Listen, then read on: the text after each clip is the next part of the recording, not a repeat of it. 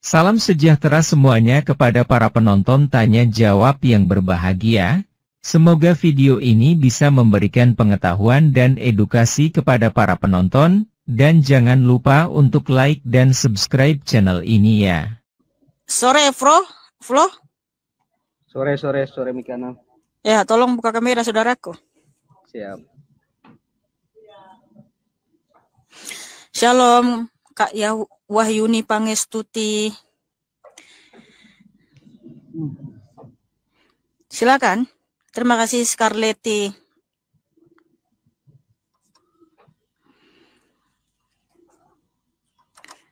Silakan. Sorry, baru bangun tidur juga sih. Oh, baru bangun? Emang lu nggak kerja? Baru pulang kerja, makanya capek. Oh gitu. Ya silakan Flo, ada yang mau ditanya apa yang mau disampaikan? Oke, gini. Menurut Kak Mikana nih, dalam tema bahwa Yesus itu Allah yang Maha Kuasa, itu dikuatkan dengan dalil apa sih? Iya, banyak dalilnya saudaraku di dalam Alkitab. Di Kejadian 17 ayat 1, Kejadian 35 ayat 1, Wahyu 1 ayat 8. Sudah saya kasih tiga dalil bahwa Tuhan itu Allah yang Maha Kuasa, saudaraku. Shalom, Ica. Boleh ini dibacakan enggak? Oke.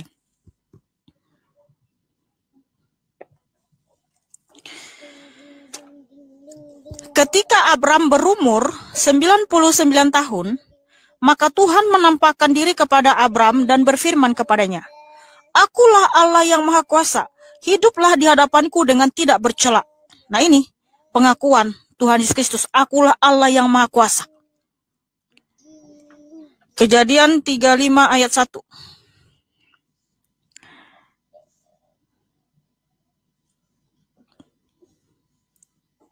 Kejadian itu perkataan Yesus ya? Hah? Kejadian itu perkataan Yesus atau bukan? Sorry, Kejadian 35 ayat 11. Iya. Kejadian itu termasuk dalam ini PL atau PB? PL. Perjanjian lama. Apakah perjanjian lama Yesus itu sudah ada Yesus? Yesus kan dijelaskan bukannya di perjanjian baru. Saudaraku Flo, Tuhan Yesus itu Allah yang berfirman di perjanjian lama. Memang di perjanjian lama namanya belum disebut Yesus atau Yesua, tetapi Yod-Heh-Vaveh Elohim, Yod-Heh-Vaveh Elohim, bapaknya orang Israel. Nah, Yod-Heh-Vaveh Elohim inilah yang datang ke dunia, saudaraku. Makanya di Kolose 1 ayat 15 sampai 17 bahwa Tuhan Yesus adalah gambar Allah. Gambar Allah yang tidak kelihatan. Dialah sang pencipta segala sesuatu. Dia sudah ada sebelum segala sesuatu ada. Makanya di perjanjian lama itu Tuhan Yesus prainkarnasi. Sebelum dia datang ke dunia menjadi anak manusia, itu dirinya sendiri, bro. Paham sudah? Sehingga ditegaskan lagi oleh Yod-Heh-Vaveh Elohim di Wahyu 1 ayat 8. Akulah Alfa dan Omega, yang awal dan akhir, yang ada dan yang ada, yang Maha Kuasa. Nah, yang awal dan akhir ini hanya satu oknum, saudaraku. Ditegaskan lagi yang awal dan akhir itu siapa? Di Wahyu 1 ayat 17 sampai 18. Jangan takut, akulah yang awal dan akulah yang akhir. Aku telah mati, namun lihatlah aku hidup abadi selama-lamanya. Nah, yang pernah mati lalu bangkit hidup kekal abadi selama-lamanya kan hanya Tuhan Yesus. Nah, Tuhan Yesus mengaku dia adalah yang awal dan akhir. Nah, sementara di perjanjian lama, yang awal dan akhir itu hanya Yod-Heh-Vaveh Elohim. Makanya Yod-Heh-Vaveh Elohim itu adalah Adonai Yeshua HaMashiach, itu oknum yang sama, Flo. Udah paham? Nah, itu kan menurut tafsiran dari ini PB kan, tapi nggak apa-apa lah itu menurut enggak tafsir. Kalau tafsir itu kan kita masih mengira-ngira inilah jawabannya, inilah ini gitu. Ini bukan tafsir, jelas tertulis, saudaraku, secara eksplisit, secara terang benderang. Bentar. Makanya kamu itu selalu bilang, itu kan tafsiranmu, itu kan menurutmu. Enggak, itu bukan menurutku, tetapi itu menurut firman Tuhan. Yesaya 44 ayat 6. Yod-Heh-Vav Elohim berfirman, Akulah yang awal dan akulah yang akhir. Tidak ada Allah selain aku. Ingat ya, yang awal dan akhir itu kan hanya Yod-Heh-Vav Elohim, betul ya? Yang awal dan akhir itu kan hanya pencipta langit dan bumi, betul ya, Flo? Terus saja nanti saya. Nah, di Wahyu 1 ayat 17 sampai 18, Yod-Heh-Vav Elohim menegaskan lagi firman-Nya. Akulah yang awal dan yang akhir, aku telah mati, namun lihatlah aku hidup abadi selama-lamanya. Nah, yang pernah mati lalu bangkit hidup abadi selama-lamanya itu kan Tuhan Yesus. Nah, dari sinilah kita bisa mengenal siapa dia, bahwa ternyata Yod-Heh-Vav Elohim itulah Tuhan Yesus Kristus. Sudah paham? Oke, kalau begini. Terima kasih, ladies. Oke, gini, kalau begitu saya minta dalil gini ya. Kalau menganggap bahwa itu menurut bukan adalah sebuah dalil yang secara akurat menjelaskan seperti itu, berarti ada ini indikasi bahwa di perjanjian lama itu ada penjelasan bahwa ini, atau gini aja, sebutkan dalil dalam ini bahwa Musa bisa bertemu dengan Tuhannya gitu, dalam bentuk rupa begitu. Oke.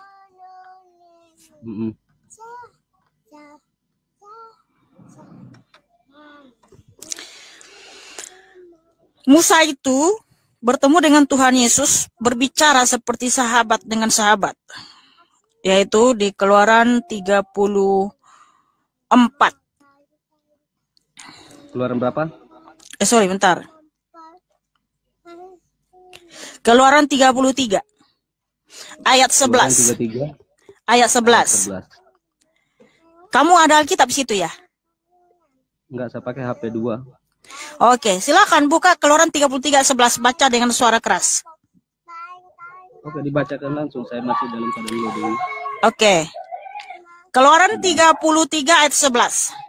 Dan Tuhan berbicara kepada Musa dengan berhadapan muka, seperti seorang berbicara kepada temannya.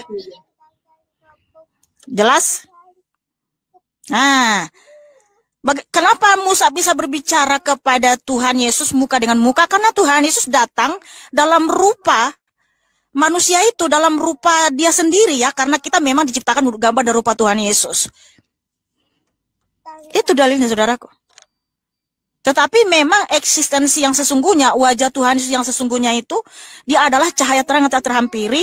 Dia adalah roh yang berkuasa. Jadi supaya Musa bisa berbicara dengan Tuhan Yesus, dia harus menampakkan diri dalam daging. Ngerti? Flo? Itu di mute. Gini, nah kalau kami karena menjelaskan ayat ini bahwa menunjukkan bahwa eksistensi yang Tuhan yang pernah bertemu dengan Musa, yaitu di Keluaran 33 ayat 11 ini, justru pernyataan itu dibantah oleh Yesus sendiri ketika menyatakan bahwa ini Bapak itu kamu nggak pernah lihat, suaranya saja kamu nggak pernah dengar, gitu. Jangankan untuk ini rupanya, suaranya saja kamu tidak pernah dengar, gitu. Kenapa dia tidak pernah mendengar suara Bapa? Di situ karena mereka tidak percaya, betul ya? Makanya baca yang lengkap ayat itu. Kalau persoalan tidak percaya, nah sekarang begini, apakah orang-orang iya, dia tidak akan. Kamu tahu nggak ketika kita mendengar suara, bentar, ketika kita mendengar suara Bapa, apa pengaruhnya bagi kita? Apa dampaknya bagi kita? Itu damai sejahtera, sukacita, kebahagiaan. Jadi maksud Tuhan Yesus itu, jika kamu tidak percaya Yesus itu adalah Tuhan Allah dan Bapa, ya kamu tidak akan pernah mendengar suara Bapa, kamu tidak akan pernah melihat rupa Dia. Sebab ketika kita melihat rupa Tuhan Yesus, kita mendengar suaranya, dampaknya bagi kita adalah damai sejahtera, kebahagiaan sejati. Ya kamu tidak akan pernah mengalami itu, saudaraku, karena kamu tidak percaya kepada Dia. Wow, haleluya, haleluya. Sungguh dahsyat firman Tuhan. Karena kan di situ Yohanes 5 itu kan orang yang tidak percaya kepada Tuhan Yesus memang tidak akan pernah mendengar suara Tuhan. Terus karena percaya kan, sebagai seorang yang percaya, kami karena coba bersaksi dengan sungguh-sungguh, apakah Mikana pernah bertemu dengan Bapak atau mendengar suara Bapak?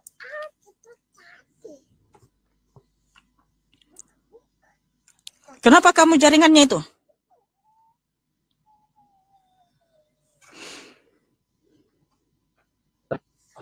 Jaringanmu putus-putus nih. Masih Halo? dengar? Halo? Flo? Oke. Halo. Masih dengar?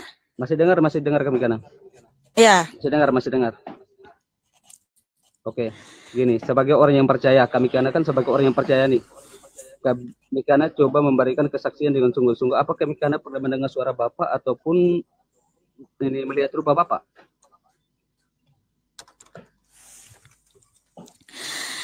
Nah,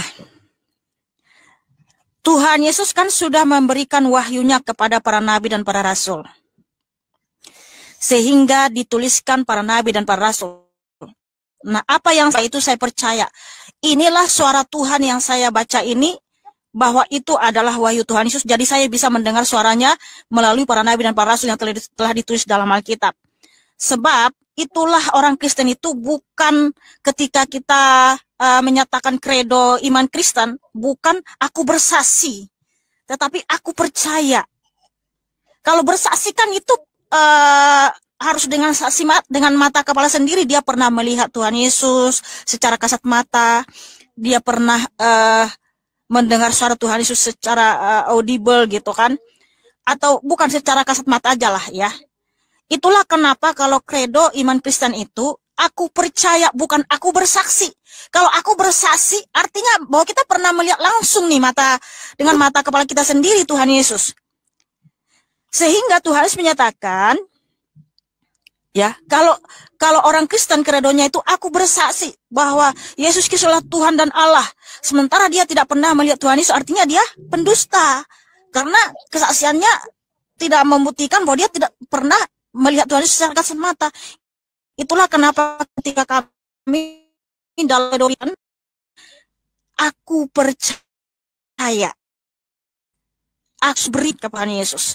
Sehingga Tuhan Yesus menyatakan, bentar dulu, sehingga Tuhan Yesus menyatakan, ya, di Yohanes 20 ayat 28 sampai 29, ketika Rasul Thomas memanggil Tuhan Yesus, ya, mengakui Tuhan Yesus, Engkaulah Tuhanku dan Allahku. Apa jawab Tuhan Yesus? Thomas, karena engkau melihat aku, maka kamu percaya. Tetapi berbahagialah orang yang tidak melihat namun percaya. Kalau Thomas wajar, dia mengatakan aku bersaksi bahwa hanya Yesus Kristus Tuhan dan Allah. Makanya dia ucapkan seperti itu. Karena dia melihat langsung perbuatan-perbuatan ajaib dan karya-karya yang sangat dahsyat dan luar biasa disaksikan oleh Thomas. Kebangkitan dan kematian dan kebangkitan Tuhan Yesus. Karena Thomas menyatakan, sebelum aku mencucukkan jariku ke tangannya yang dipaku itu, dan mencucukkan jariku ke lambungnya yang ditikam itu, sekali-kali aku tidak percaya. Tetapi ketika Tuhan Yesus menampakkan diri kepada Thomas, dia lihat tangan Tuhan Yesus yang berlubang, dan lambungnya bekas lambungnya yang ditikam itu, barulah Thomas mengatakan, ya Tuhanku dan Allahku. Dia bersaksi dengan mata kepala sendiri.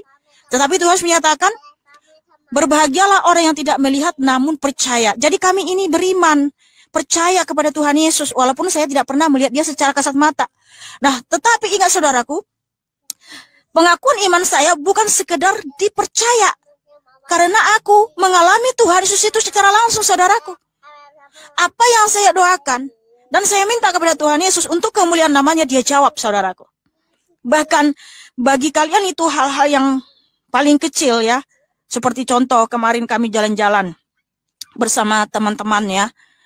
Karena waktu itu hujan deras. Kalau hujan deras pada waktu liburan ya. Pada waktu liburan bersama dengan anak-anak, ya sungguh mengganggu sekali. Nah, waktu itu hujan sudah deras, saya belum meminta nih kepada Tuhan Yesus. Tetapi ketika saya turun ke parkiran untuk mau ke tempat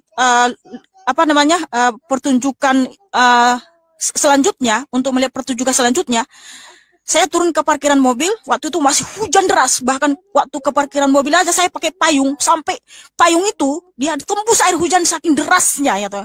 Sampai baju saya bawah itu, karena saya pakai gaun panjang itu, sampai basah. Tapi di parkiran entah kenapa ya, saya ingat Tuhan Yesusku. Ya bukan maksudnya aku tidak pernah mengingat ya. Saya minta sama Tuhan Yesus. Tuhan Yesus, tolong berhentikan hujan ini, please. Saya bilang gitu. Pas saya udah mengendarai mobil itu, keluar dari parkiran, langsung berhenti, saudaraku. Itulah ajaibnya Tuhan Yesus itu, memang dia sungguh-sungguh benar ada. Berhenti hujan itu sehingga kami tidak perlu lagi pakai payung untuk melihat pertunjukan selanjutnya bersama dengan anak-anak ya. Dan setelah kami pulang, kan, temanku bilang gini, karena hujan, setelah kami pulang baru hujan lagi itu, ya kan, karena udah selesai melihat tempat hiburan itu kan, bersama dengan anak-anak. Terus kawan saya bilang gini, karena di tengah jalan hujan kan, ya Tuhan Yesus berhentikanlah hujan ini. Saya bilang sama dia, buat apa kamu minta berhentikan hujan? Kita ada di mobil, kita mau pulang ke rumah. Ya kan, kita meminta sesuatu kepada Tuhan Yesus itu untuk yang bermanfaat gitu loh. Makanya Tuhan Yesus memberikan kita yang kita perlu itu untuk bermanfaat bagi diri kita ya. Kalau nggak ada manfaatnya untuk apa? Makanya Tuhan Yesus tidak pernah menciptakan burung dari tanah liat. Tuhan, yang namanya Yesus menciptakan burung dari tanah liat itu di buku Thomas ya. Buku Thomas itu buku dongeng, buku buatan bukan para rasul. Tuhan Yesus itu kalau membuat mujizat ada manfaatnya bagi umat manusia. Jadi kalau Tuhan Yesus menciptakan burung dari tanah liat 12 ekor yang ditulis di buku Thomas, untuk apa? Tuhan Yesus mau angkar jago, mau angkar-angkar kekuatan ya. Kayak Spider-Man gitu ya. Kayak Power Rangers. Oh, aku ini hebat. Tuhan Yesus nggak seperti itu. Tuhan Yesus itu membuat mujizat ada manfaatnya bagi umat manusia demi kemuliaan namanya. Gitu Flo. Silakan saudaraku. Oh, oke. Tadi kami karena menjelaskan bahwa ketika membaca ini ayat-ayat dalam Bible itu, wahyu-wahyu itu menyatakan bahwa itulah suaranya Bapa. Nah, persoalannya gini, apakah antara suara dengan kata-kata itu adalah satu hal yang sama? Apakah suara dengan kata-kata itu adalah satu hal yang sama? Suara itu dalam pengertian yang sama? Gimana sih Flo ini? Apakah suara itu adalah kata-kata? Loh, ketika kita bersuara kan kita mengeluarkan kosakata, kalimat-kalimat. Okay. Gimana sih Flo ini? Okay. Itu juga. Gini, artinya suara itu ketika konotasinya gini.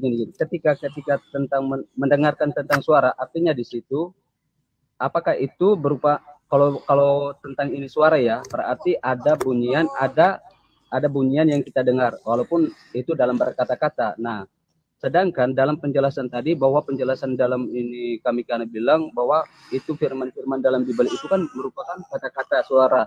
Nah, sedangkan apakah maksud kata-kata itu yang tidak pernah didengar itu berarti terbantahkan bahwa suaranya Bapa kamu tidak akan pernah bisa ini dengar dan rupanya kamu tidak akan pernah terlihat gitu. Nah, saudaraku, kamu nggak menyimak jawaban saya. Kita baca lagi ya apa kata Tuhan Yesus di Yohanes 5 ayat 37 sampai 38. Bapa yang mengutus aku, dialah yang bersaksi tentang aku. Kamu tidak pernah mendengar suaranya, rupanya pun tidak pernah kamu lihat.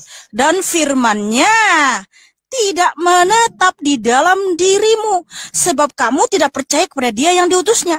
Jadi kalau kita tidak percaya kepada Tuhan Yesus Kristus, Dia adalah Tuhan semesta alam, sang juru selamat dunia, kita memang tidak akan pernah mendengar suaranya dan melihat rupanya. Dan tadi saya sudah jelaskan, kita Tuhan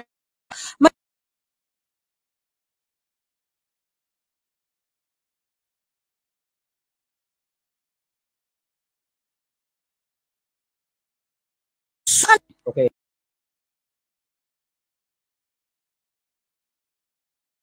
Delapan itu ya. Di Yohanes 5 ayat 38 itu bahwa ketika tentang ini suaranya tadi kami karena menjelaskan bahwa ayat itu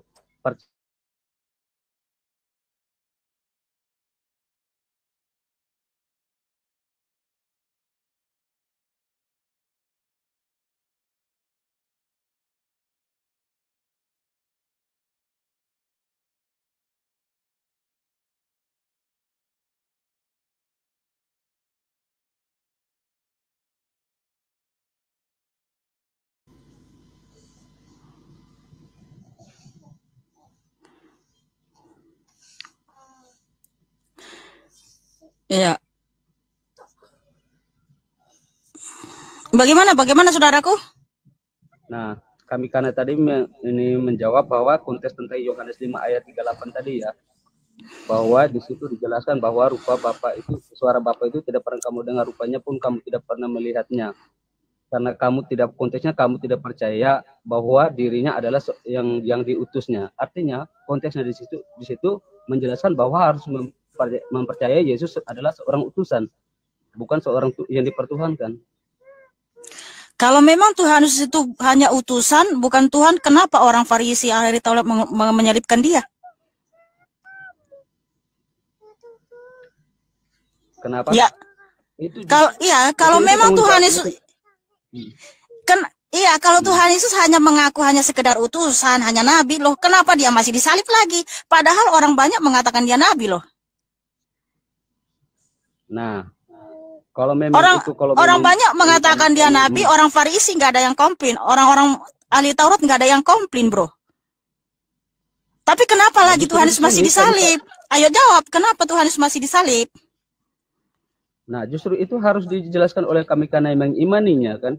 Kalau saya nggak mengimani. Ya itu tadi, makanya Flo, Tuhan Yesus itu disalib karena dia mengaku dia adalah Allah itu sendiri. Nah, ketika Tuhan menyatakan Bapa yang mengutus aku keluar dari Allah, itu sudah menyamakan dirinya dengan Allah itu sendiri. Karena Allah itu adalah roh.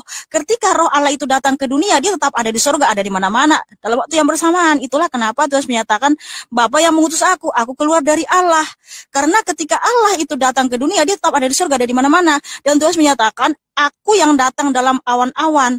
Itulah orang Farisi ahli Taurat marah. Karena yang datang dalam naungan awan itu hanyalah Yotevave Elohim. Jadi Tuhan Yesus disalib alasannya karena Tuhan Yesus mengaku dialah Tuhan Allah itu sendiri yang datang ke dunia.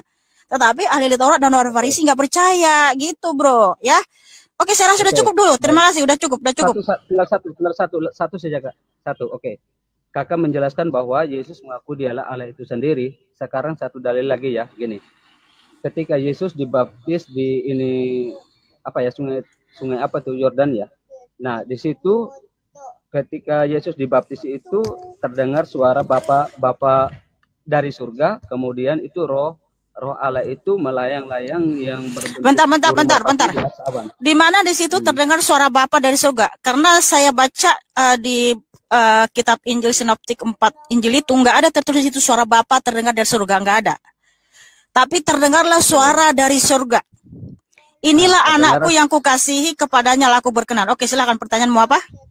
Oke, itu suara siapa yang yang terdengar dari surga itu? Itu adalah roh Yesus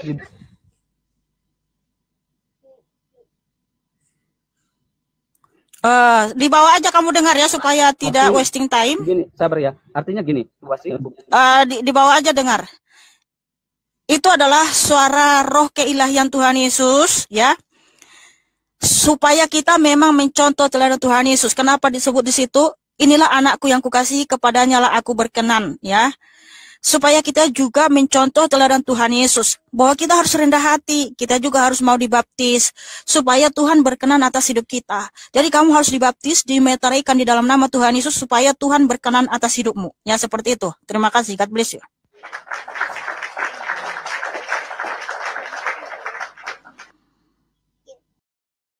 Saudara-saudara sekalian, pada video yang sudah kita lihat bersama-sama barusan ini, ada pertanyaan-pertanyaan tentang mana dalilnya di Alkitab kalau Yesus itu Allah yang Maha Kuasa. Lalu Mihana menyebutkan 3 buah dalil di Alkitab yang katanya dalil kalau Yesus itu Allah Maha Kuasa.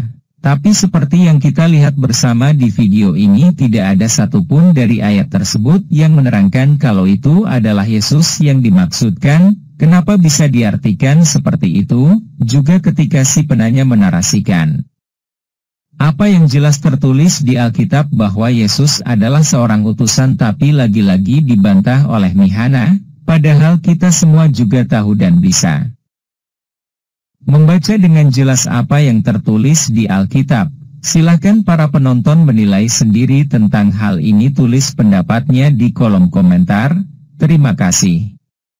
Jawabannya lihat ayat di Alkitab. Kejadian 17:1 ketika Abram berumur 99 tahun, maka Tuhan menampakkan diri kepada Abram dan berfirman kepadanya, Akulah Allah yang Maha Kuasa, hiduplah di hadapanku dengan tidak bercela. Kejadian 35:11 lagi firman Allah kepadanya, Akulah Allah yang Maha Kuasa. Beranak cuculah dan bertambah banyak, satu bangsa, bahkan sekumpulan bangsa-bangsa, akan terjadi daripadamu dan raja-raja akan berasal daripadamu. Wahyu 1:8, Aku adalah Alfa dan Omega, firman Tuhan Allah, yang ada dan yang sudah ada dan yang akan datang, yang Maha Kuasa. Kolose 1, lihat perikopnya di ayat 15-17. Keluaran 33:11 dan Tuhan berbicara kepada Musa dengan berhadapan muka seperti seorang berbicara kepada temannya, kemudian kembalilah ia ke perkemahan. Tetapi abdinya, Yosua bin Nun, seorang yang masih muda, tidaklah meninggalkan kemah itu. Yohanes 20, lihat perikopnya di ayat 28-29.